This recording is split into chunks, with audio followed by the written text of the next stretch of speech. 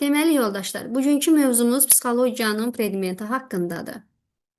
Əvvəlcə gəlin sizlə predmet nədir, obyekt nədir? Bunu aydınlaşdıraq. Çünki bir fənnin elmə çevrilməsi üçün onun əsas predmeti və obyektinin olmasıdır. Psixologiyanın predmeti əsas olaraq götürülür insan. Amma testlərdə qarşınıza çıxa bilər.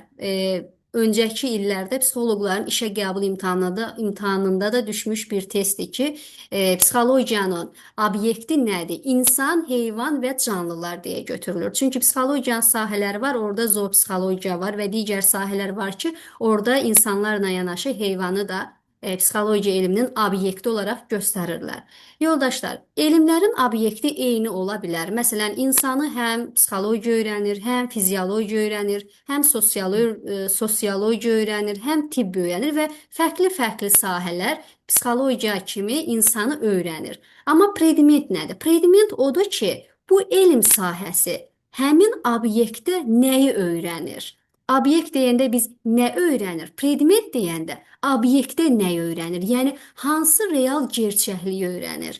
Psixologiyada insanın psixikasını öyrənən bir elm sahəsidir. Deməli, obyektimiz oldu insan, heyvan və yaxud canlılar, predmeti isə oldu insanın psixikası. Psixikamızda da psixi hadisələr var. Burada psixi hadisələr özü üç yerə bölünür. Psixi proseslər, psixi hallar və psixi hadisələr. Deməli, psixologiyanın predmeti oldu psixi hadisələr. Psixologiya özü obyektiv aləmin beyində əks olunmasından ibarət olan psixi hadisələri, onların yaranma, inkişaf və fəaliyyət qanunyuyğunluqlarını öyrənən elmdir. Gəlin bunu sizə bu şəkildə izah edeyim.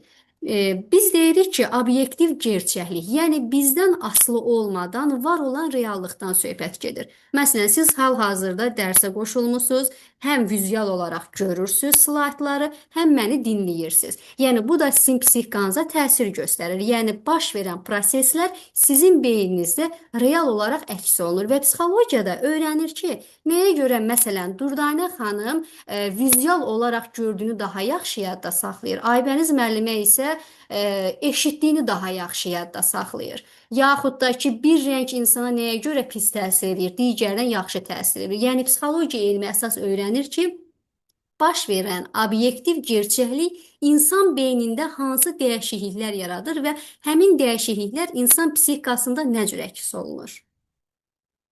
Sonra gəlir psixi hadisələrin təsnifatı. Yoldaşlar, bu bütün imtahanlarda istifadə olunan bir sualdır. Psixi hadisələr 3 qrupa bölünür. Psixi proseslər, psixi hallar və psixi hadisələr. Psixi proses nədir? Əvvəlcə gəlin proses sözündən başlayaq. Proses odur ki, bir hadisə baş verir. Bu hadisənin bir başlanğıcı var və bu hadisənin bir gedişatı və nəticəsi var. Belə deyək, kitabınızda ən gözəl nümunə nədir? Əlimizə tikan batır və yaxud iynə batır. Bu zaman həmin nahiyədə ağrını hiss eləyirik.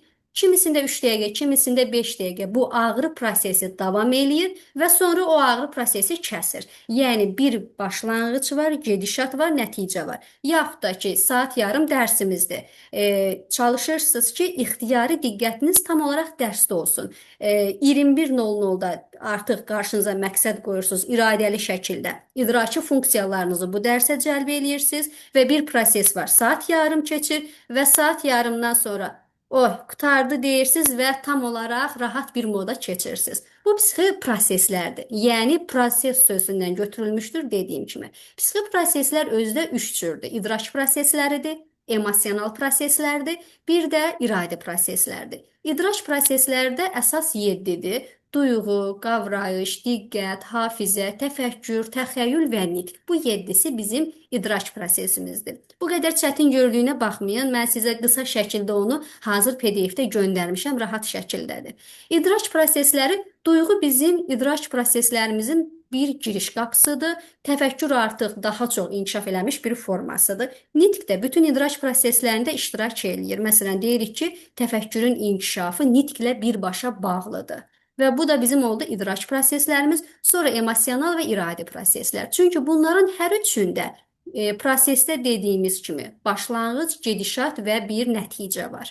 Sonra gəlir psixi hallar. Yoldaşlar, psixi proseslərdə, testlərdə bizim əsas açar sözümüz dinamika sözüdür. Bunu zəhmət olmasa qeyd eləyərsiniz. Nəyə görə? Çünki burada bir dinamika var.